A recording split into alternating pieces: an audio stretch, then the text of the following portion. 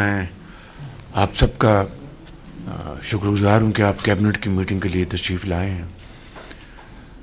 حالیہ دنوں میں جو پاکستان میں طوفانی بارشیں ہوئی ہیں اور جو دریاؤں میں جو طغیانی آئی ہے، اور خاص طور پر کے پی میں جو کلاؤڈ برسٹ ہوئے اور جو فلیش فلڈز آئے، اس سے بے پناہ جانی نقصان ہوا ہے اور مالی نقصان ہوا ہے۔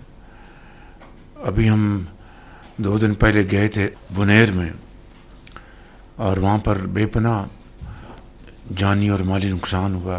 اسی طرح سوات میں، سوابی میں، مانچیرہ میں، شانگلہ میں، اور اس حوالے سے وفاقی حکومت نے مل کر صوبائی حکومتوں سے بھرپور اس میں ہاتھ بٹایا ہے اور بھرپور خلوص کے ساتھ تعاون کیا ہے۔ اس میں ہمارے جو وزیر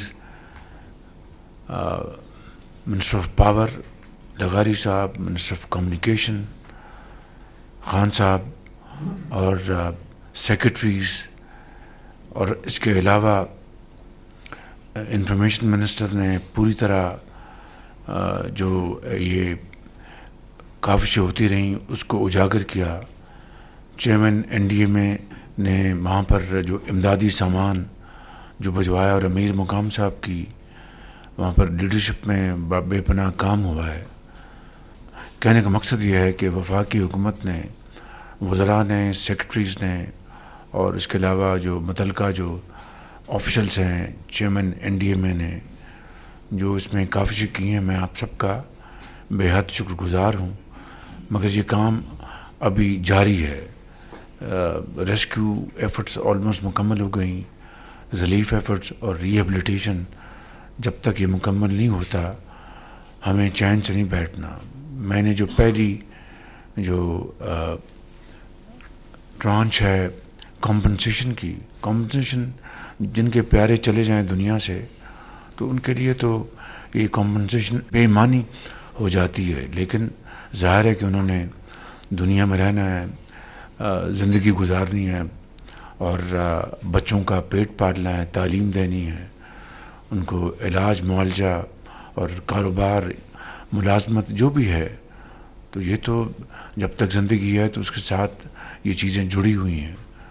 تو میں سمجھتا ہوں کہ ان کے لیے ہمیں اپنا تعاون کرنا ہے، اور ہمارا جو پوری خلوص کے ساتھ بغیر کسی سیاست کے ہمیں یہ کام جاری رکھنا ہوگا جب تک کہ یہ اپنے اختتام پر نہیں پہنچتا۔ اس حوالے سے افواج پاکستان نے بھرپور اس میں اپنا حصہ لیا اور لے رہے ہیں۔ میرے ساتھ سپہ سالار میرے ساتھ تھے جب ہم بنیر گئے۔ وہاں پر ہم نے پریزنٹیشن لی صوبائی حکومت سے اور وفاقی حکومت، اور پھر خود کو کمانڈر پشاور نے ایک بڑی بھرپور پریزنٹیشن دی، اور سپہ سالار اس کام کے لیے خود لیڈ کر رہے ہیں، اور افواج پاکستان نے، پاکستان آرمی نے جگہ جگہ پہنچ کر، مشکل ترین علاقوں میں پہنچ کر انہوں نے وہاں پر لوگوں کو ریسکیو کیا، وہاں پر ان کو نکالا پانی سے، ہیلی کاپٹر استعمال ہوئے۔ تو میں سمجھتا ہوں کہ یہ ایک مشترکہ ہم سب کی ذمہ داری ہے، اور انشاءاللہ مل کر ہم یہ کام جاری و ساری رکھیں گے۔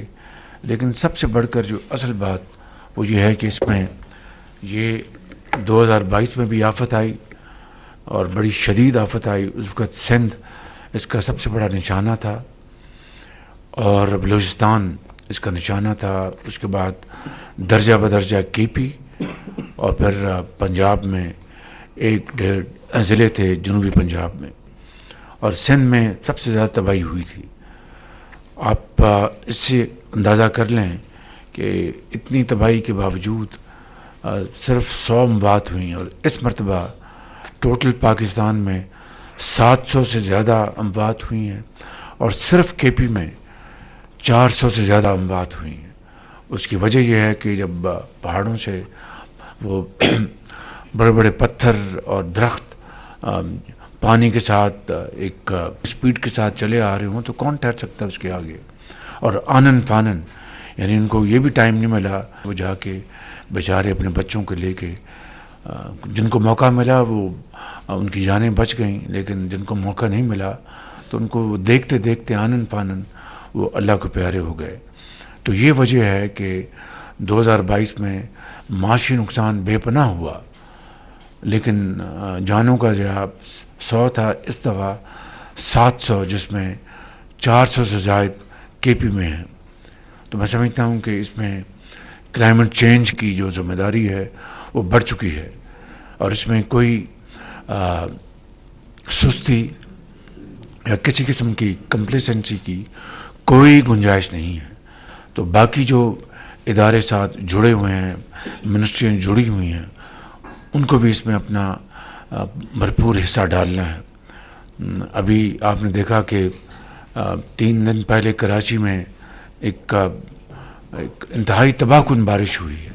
چیف منسٹر سندھ سے بھی بات ہوئی فون پہ، ان سے میں نے اظہار ہمدردی کیا. بلاول بھٹو صاحب سے میرا رابطہ ہوا. اسی طرح جی بی میں، گلگت بلتستان میں، آزاد کشمیر میں خود وہاں پر گیا تھا گلگت بلتستان. وہاں پر ہمارے وفاقی وزراء نے، سیکرٹریز نے بہت کام کیا ہے، اور وہ کام ابھی بھی جاری و ساری ہے. لیکن یہ ہماری سب کی ایک مشترکہ ذمہ داری ہے جسے ہمیں نبھانا ہے. اور آخری بات اس حوالے سے یہ کرنا چاہتا ہوں کہ کب تک صوبائی حکومتیں اور وفاقی حکومت ان چیزوں کی کمپنسیشن دے گی جو کہ بالکل غیر قانونی طور پر جو تعمیر کی گئیں. 2022 میں نے خود یہ آنکھوں دیکھا حال میں بیان کر رہا ہوں آپ سے. تو میں سمجھتا ہوں کہ ہمیں ان چیزوں کو ہمیں مد نظر رکھنا چاہیے. میں بہت جلد ایک میٹنگ میں بلانے والا ہوں جہاں پر ہم بات کریں گے کہ یہ جو دریا کے اندر جو کنسٹرکشنس ہیں، چاہے وہ ہوٹلس ہیں، چاہے وہ ریسٹورنٹس ہیں، چاہے وہ گھر ہیں، کہ جناب خوبصورتی ان کو دکھانی ہے. بھئی یہ خوبصورتی قیامت خیز خوبصورتی چاہیے آپ کو، یا وہ خوبصورتی چاہیے جہاں پر انسانی جانیں جو ہیں وہ ممکن حد تک ان کو بچایا جائے. تو وہ جو قوانین ہیں، وہ جو یہ فارمر چیف منسٹر بھی یہاں پر تشریف فرمائے ہیں کے پی کے، ان کو مجھ سے زیادہ بہتر پتہ ہوگا کہ گلیات وہ علاقے تھے جہاں پر کوئی ایک درخت نہیں گرا سکتا تھا. آج آپ گلیات چلے جائیں، بخدا دل خون کے آنسو روتا ہے کہ اتنی کٹائی ہوئی ہے، اتنی کٹائی ہوئی ہے. وہاں پر پلازے بن گئے، وہاں پر گھر بن گئے. یہ تباہ کن حالات جو کہ ایک قدرتی آفت ہے، اس کے ساتھ مین میڈ ڈیزاسٹر جو ہے، اس کی کوئی گنجائش نہیں ہے. تو میں سمجھتا ہوں کہ اس کے لیے ہمیں مل کر بیٹھنا ہوگا، اس کے اوپر ہمیں سوچ بچار کرنی ہوگی. میں بہت جلد ایک آل پاکستان بیسس پہ ایک میٹنگ بلانے والا ہوں انشاءاللہ. یہ سارے ایشوز وہاں پر ہم ریز کریں گے. میں ختاماً اس موضوع کے حوالے سے میں سردار صاحب سے گزارش کروں گا کہ وہ دعا فرمائیں. جو لوگ اللہ کو پیارے ہو گئے ان کے دعائے مغفرت. چین کے وزیر خارجہ تشریف لائے تھے پاکستان، پرسوں رات آئے تھے. ڈی پی ایم نے ان کو ریسیو کیا. کل ان کی وزارت خارجہ میں ان کی بھرپور میٹنگ ہوئی. پھر کل رات کو میرے پاس وہ تشریف لائے. بڑی کمپریہنسو ان کے ساتھ گفتگو ہوئی. چین پاکستان کی جو دوستی ہے ہر دن مضبوط ہو رہی ہے، اور پاکستان کی تاریخ میں جو چین نے پاکستان کے ساتھ ہمیشہ تعاون کیا ہے، ہمیشہ دوستی کا ہاتھ بڑھایا ہے، یہ اسٹریٹجک پارٹنرشپ ہے. میں اب چین جا رہا ہوں انشاءاللہ. وہاں پر ہماری ایس سی او کے علاوہ بائیلیٹرل میٹنگز ہیں ہماری، اور سی پیک 2 کا انشاءاللہ آغاز ہوگا. چین کے ساتھ پاکستان کے تعلقات وہ سدا بہار ہیں اور انشاءاللہ وہ بڑھتے رہیں گے. Thank you very much.